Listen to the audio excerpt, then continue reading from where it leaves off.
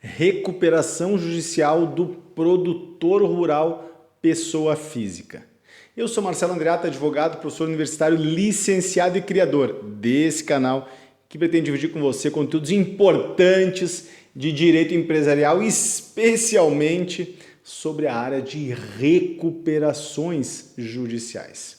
Seja bem-vindo, meu caro colega. Hoje nós vamos tratar de um dos temas mais relevantes do ponto de vista jurídico e econômico contemporâneo. Olha só, desde meados de 2019, em decisão publicada em fevereiro de 2020, portanto, do ponto de vista histórico, ontem foi aberta a possibilidade do produtor rural pessoa física ingressar no regime recuperatório previsto na Lei 11.101 de 2005. E é sobre esse tema que eu quero conversar com você. Você vai me perguntar, Marcelo, por que um dos temas mais relevantes? Vê bem, a economia brasileira tem como um de seus pilares, como uma de suas áreas importantes, o campo, o chamado agro. Então, se nós buscarmos os dados, eu até busquei alguns dados aqui para dividir com você, o setor absorve 1 em cada 3 trabalhadores brasileiros. Claro, do ponto de vista do mundo do trabalho, talvez não seja tão interessante, mas vamos analisar do ponto de vista econômico mesmo. 42,4% das exportações brasileiras são do agronegócio. O agronegócio é o 4º maior exportador mundial de produtos. E em 2018, vê bem, há 2 anos, em 2018, o agro constituiu 21,1% do PIB brasileiro. Ou seja, 1/5 do PIB está no campo. Gente, isso revela uma área do direito, uma área da economia, uma área da vida social realmente muito significativa.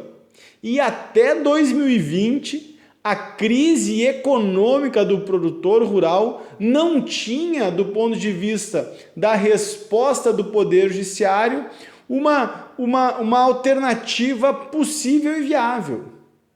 O que acontecia na grande maioria das situações de dificuldades do produtor rural era ou ficar no colo, na mão de um grande credor, boa parte desse cenário o Banco do Brasil, ou vender todas as propriedades em processos que levavam anos sem a possibilidade de uma pactuação conforme a viabilidade econômica da operação agrícola, conforme as bases econômico-financeiras da produção rural. Então, o que acontecia com muita frequência eram processos que nunca acabavam, execuções que tornavam-se cada vez mais uma espécie de ameaça, de sombra ao produtor rural e, de outro lado, produtores rurais entregando todo o campo e mesmo assim não conseguindo solver os seus compromissos. Esse era o cenário, um cenário de absoluta desorganização em razão da ausência de um remédio jurídico eficaz ao enfrentamento da crise. Isso porque ao produtor rural não era facultado o ingresso em recuperação judicial.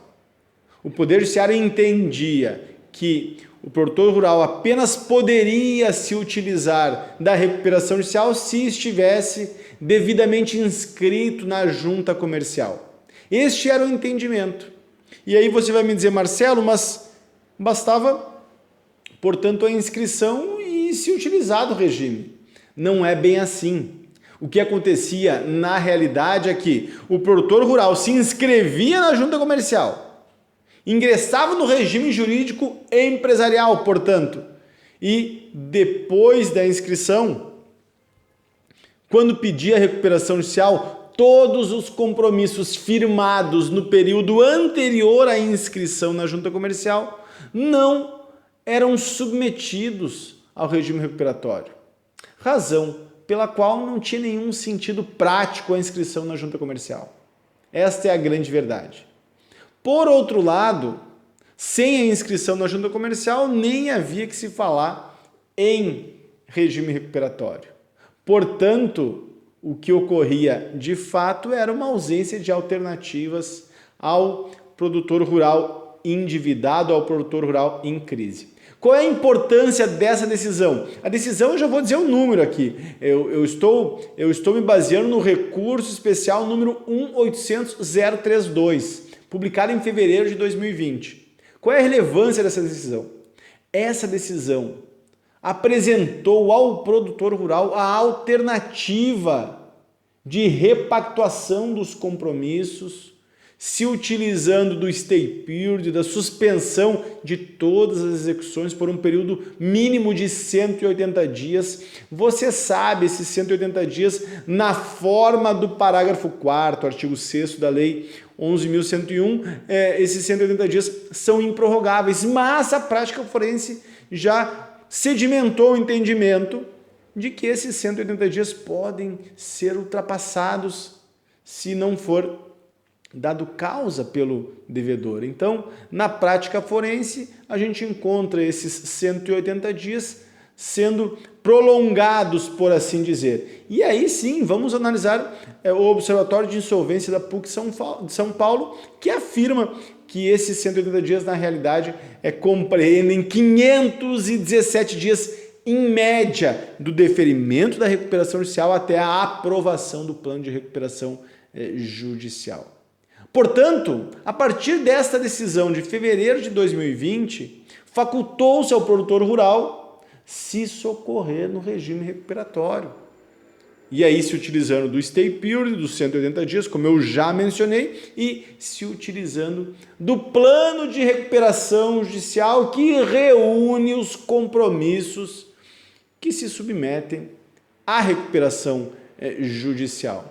Então, o estabelecimento de um concurso forçado de credores e a repactuação desses compromissos a partir das bases financeiras reais. Marcelo, qual é a grande diferença com o período anterior? Antes não havia clareza também do ponto de vista do credor. O credor que impulsionava execuções em face do produtor rural tentava de toda maneira receber algo e o produtor rural, fora do processo de recuperação judicial, não tinha como organizar o cumprimento desses compromissos. Através do plano de recuperação judicial, pasmem credores, isso passa a ser uma boa notícia, porque o credor terá sim clareza de quando, de quanto e do como vai receber esses compromissos. Isso não havia fora do plano de recuperação judicial, fora do processo de recuperação judicial. Caro colega, do ponto de vista do mercado, nós estamos falando de uma ampliação exponencial. Você deve ter percebido isso. Depois dessa decisão, que deferiu a recuperação judicial da pessoa física, permitindo, olha só, permitindo que os débitos, os compromissos constituídos antes da inscrição na junta comercial também se submetessem à recuperação, a partir dessa decisão, centenas, quiçá milhares de recuperações judiciais vão aflorar Brasil afora. E a recuperação judicial, que era um instituto percebido majoritariamente em centros urbanos, vai passar progressivamente, esse movimento já está acontecendo, vai passar a ocorrer em pequenos distritos, em micro-regiões. Porque para o ingresso em recuperação judicial bastará ter o produtor um endividamento expressivo que exija uma repactuação e um prazo para esse adimplemento. Eu pergunto, sendo bem objetivo, eu pergunto para você, meu caro colega, quantos potenciais clientes você não vislumbra apenas a partir do que eu aqui estou a dizer? Brasil afora, tanto no interior do Rio Grande do Sul, quanto no interior da Paraíba, quanto no interior de Pernambuco, quanto no interior do Mato Grosso. Então, essa decisão é realmente emblemática. E ela vem também apresentar que o regime recuperatório incerto na grande área do direito empresarial, está em permanente modificação. Por isso você deve se manter atualizado. Há pouco tempo era impensável recuperação judicial de produtor rural. Hoje está ocorrendo. E se você me perguntar se há uma legislação nova que autoriza esta janela de oportunidade, eu vou te responder muito claramente que não. Visite o recurso especial 1.800.032. Na realidade, os ministros que enfrentaram esse tema, ocupados com a dimensão econômica do agro brasileiro, vê bem, ocupados com a dimensão econômica que o agro possui, de um lado, e de outro lado, fazendo uma nova interpretação dos dispositivos legais existentes, deram uma nova roupagem a este tema, a esta questão. E veja bem, essa nova roupagem foi feita a partir de dispositivos do Código Civil, na medida em que, no artigo 970 e 971, apresenta que ao produtor rural, melhor dizendo, é facultado o registro na junta comercial. É facultado, ou seja, não é uma obrigação.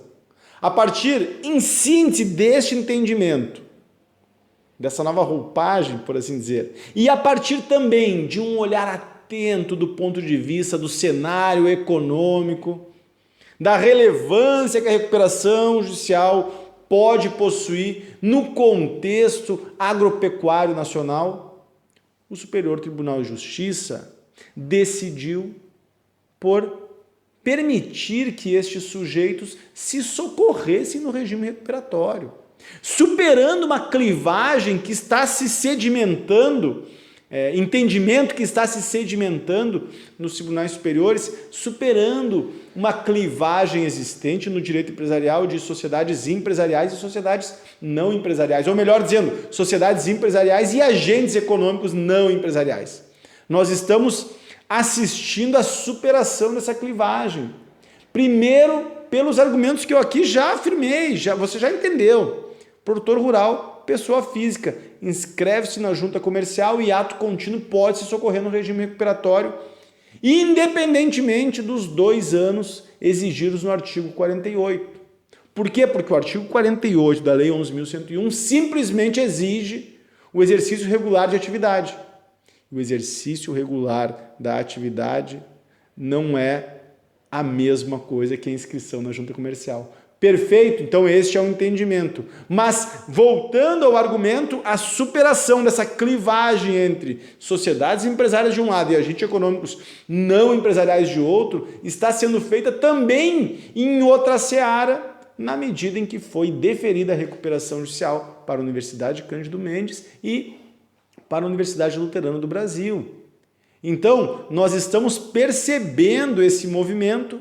O tema aqui, nesse momento, é a recuperação judicial de produtor rural, mas eu chamo a sua atenção que o direito empresarial vive fazendo essas modificações através de decisões judiciais, os tribunais superiores que estão atentos à dinâmica econômica de permanente mudança. Se existe permanente mudança na vida econômica, essas mudanças se refletem no Poder Judiciário e o Poder Judiciário, atento a essas novas necessidades, não falta a essas necessidades e sim, defere recuperação judicial nesse momento ao produtor rural. Então, meu caro colega, está aí uma janela extraordinária de atuação.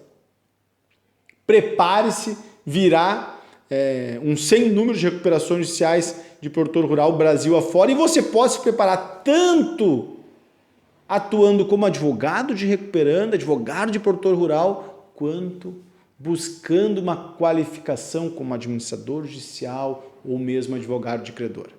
Você sabe que nós temos o treinamento avançado em recuperação judicial, eu abordo isso em várias janelas, não é este o tema agora, mas a gente atua qualificando, construindo instrumentos de compreensão e de inserção nesse mercado. Então, se você gostou desse vídeo, Se esse conteúdo, recuperação judicial de produtor rural, fez sentido para você, eu peço que você se inscreva nesse canal, aperte no sininho e me acompanhe também no Face, no Insta, porque eu produzo muito conteúdo pensando em você, advogado, pensando na sua inserção em um mercado extraordinário que é o mercado de recuperações judiciais. Finalizando, entre também no meu canal do Telegram, onde diariamente eu divido questões práticas extraídas do campo de batalha. Então, faça isso agora. Está aqui embaixo os dados, eu acredito, e você sabe, seguimos em frente. Grande abraço, até mais.